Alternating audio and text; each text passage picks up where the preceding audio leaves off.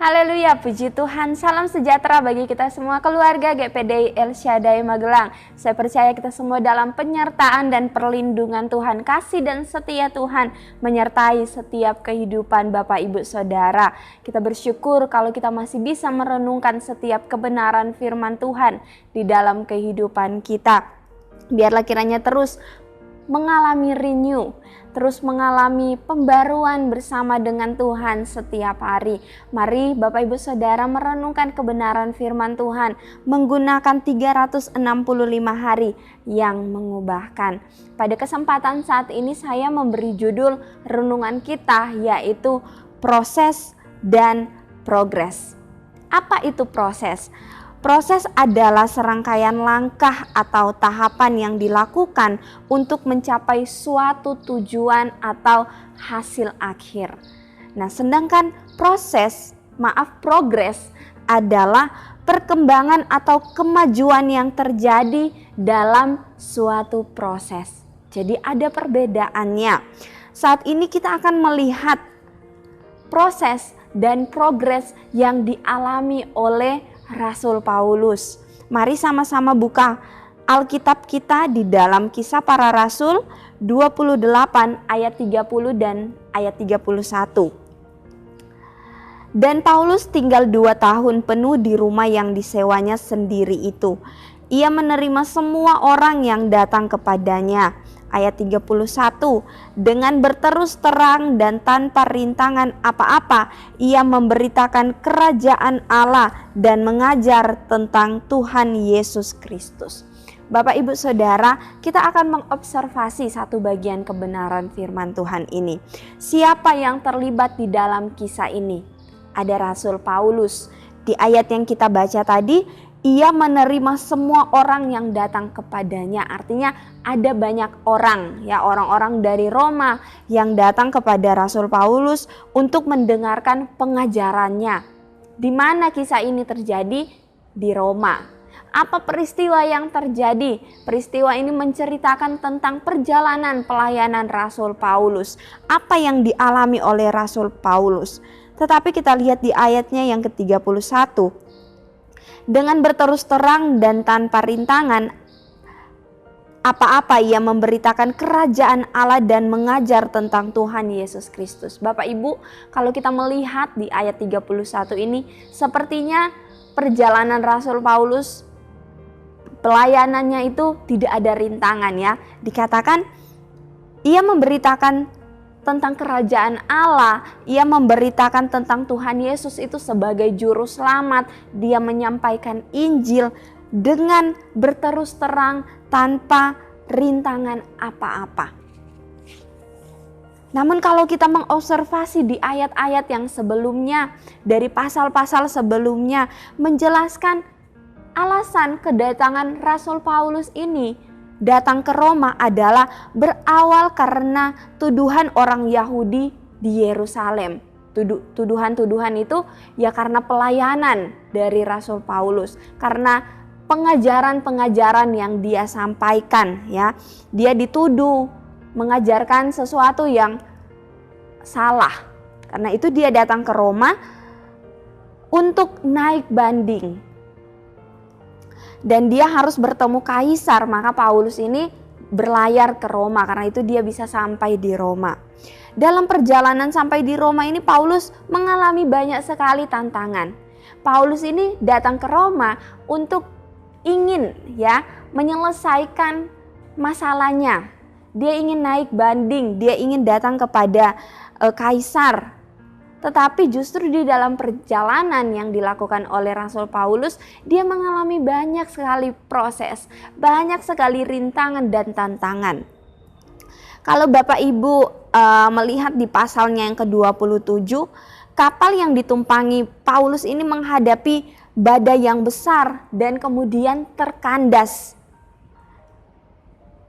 Di pasal 28 didapati mereka terdampar di Pulau Malta. Di sana Paulus digigit ular. Tetapi karena pertolongan Tuhan dia tidak mati. Kita melihat perjalanannya yang begitu banyak prosesnya. Kapalnya terkandas, kapalnya mengalami badai, kemudian terkandas, kemudian terdampar di Pulau Malta, dan di sana dia digigit ular. Itu adalah proses yang dialami oleh Rasul Paulus sehingga dia boleh sampai di Roma.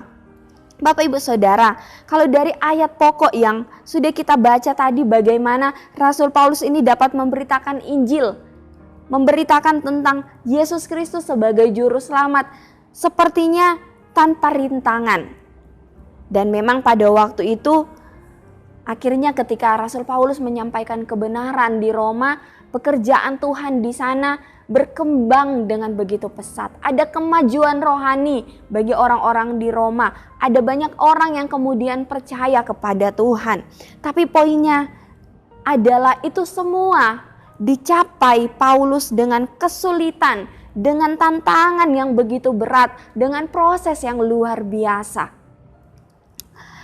Kalau kita mau lihat interpretasinya, pelajaran berharga yang dapat kita pelajari dari hidup pelayanan Rasul Paulus, dapat kita lihat dia mengalami proses yang luar biasa. Dalam hidupnya dia mengalami proses, tetapi dari proses itu Rasul Paulus bisa melihat penyertaan Tuhan. Rasul Paulus boleh melihat pertolongan Tuhan di dalam kehidupannya. Rasul Paulus boleh melihat pembelaan Tuhan. Rasul Paulus boleh melihat kuasa Tuhan dinyatakan di dalam kehidupannya, di dalam pelayanannya, disertai oleh Tuhan. Tentu di dalam proses itu pasti secara manusia dia menjadi lemah, tetapi ada sukacita, ada penghiburan yang Tuhan berikan kepada Paulus. Menghadapi tantangan hidup, mungkin kehidupan kita seperti Rasul Paulus. Mengalami proses, mengalami tantangan yang berat, menyelesaikan masalah yang satu, justru dalam perjalanannya, dalam prosesnya kita mengalami masalah yang lain datang secara bertubi-tubi, berganti-gantian. Sepertinya tantangan hidup kita, pergumulan hidup kita tidak pernah selesai. Tetapi menghadapi tantangan hidup, poinnya adalah jangan pernah menyerah. Jangan pernah mundur dan kecewa kepada Tuhan. Jangan pernah kecewa dengan rencana Tuhan di dalam kehidupan kita. Bapak Ibu Saudara, di balik tantangan yang besar, ada berkat yang besar yang menanti setiap kehidupan kita. Aminkan ini. Setiap tantangan yang besar pasti ada berkat yang besar yang akan kita terima. Di dalam Mazmur 107 ayatnya yang ke-24, mereka melihat pekerjaan-pekerjaan Tuhan dan perbuatan-perbuatannya yang ajaib di tempat yang dalam.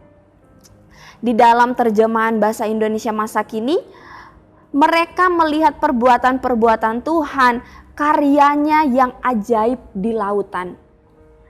Di laut itu ada angin, ada badai, ada gelombang. Ya, tidak selalu di laut itu keadaan situasinya itu tidak selalu tenang. Ya, keadaannya tidak menentu. Ya, tetapi kadang justru di sana kita dapat melihat keajaiban-keajaiban Tuhan. Justru di dalam gelombang-gelombang hidup, badai-badai hidup, kita dapat melihat keajaiban Tuhan, mujizat Tuhan, pertolongan Tuhan. Tuhan nyatakan di dalam setiap kehidupan kita. Karena itu jangan pernah menyerah. Kalau tidak alami tuduhan, Paulus tidak alami pembelaan Tuhan. Kalau tidak menghadapi angin badai dan gelombang laut, Paulus tidak akan mengalami pertolongan Tuhan. Kalau tidak menghadapi gigitan ular di Pulau Malta, Paulus tidak akan melihat kuasa Tuhan. Dan orang-orang di sana tidak akan melihat kuasa Tuhan dinyatakan. Di dalam pergumulan kita, kadang-kadang Tuhan ingin menyatakan kuasanya, supaya orang lain dapat melihat kuasa Tuhan itu terjadi, sehingga nama Tuhan dipermuliakan. Yang kedua, menghadapi tantangan hidup, tetap berserah kepada Tuhan. Mazmur 37 ayatnya yang kelima.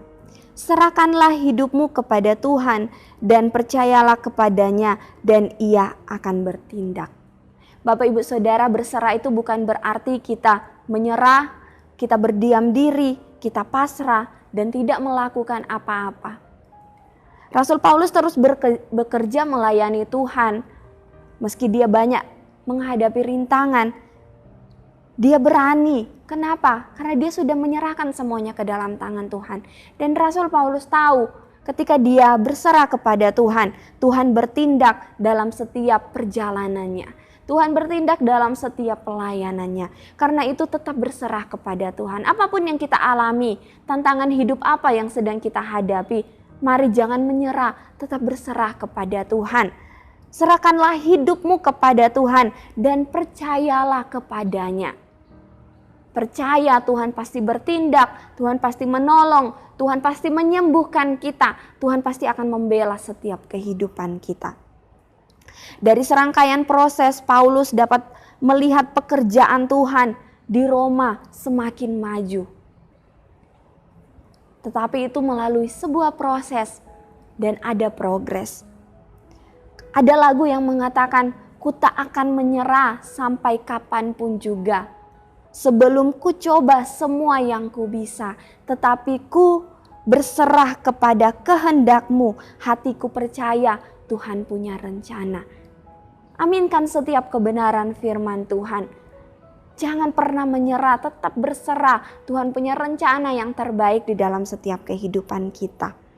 Aplikasinya, kalau kita mau mengalami progres, maka nikmati setiap proses, jangan protes, pasti kita akan alami progres di dalam setiap kehidupan kita.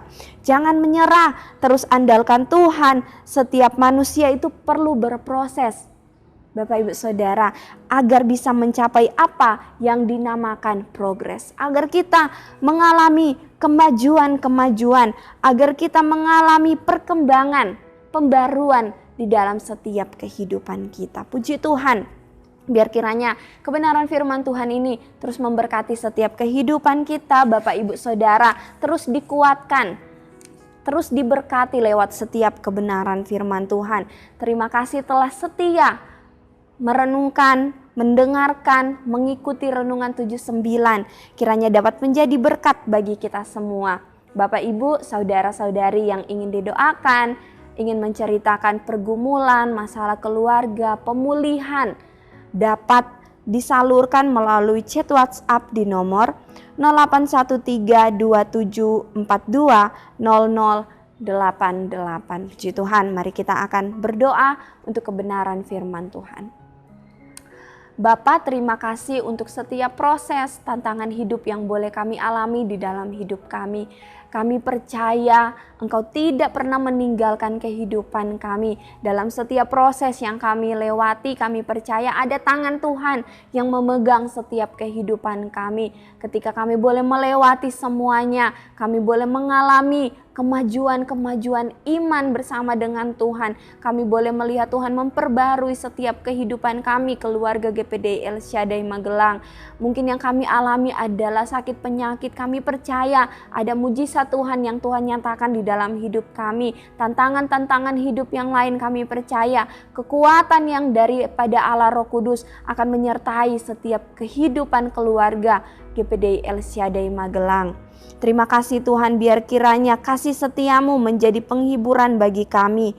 Sesuai dengan janji yang Engkau ucapkan kepada kami, hidupkanlah kami keluarga GPD El Shaddai Magelang sesuai dengan kasih setiamu, supaya kami berpegang pada peringatan yang Kau berikan. Terima kasih banyak Bapa yang baik. Kami mengucap syukur di dalam nama Tuhan Yesus Kristus. Haleluya. Amin.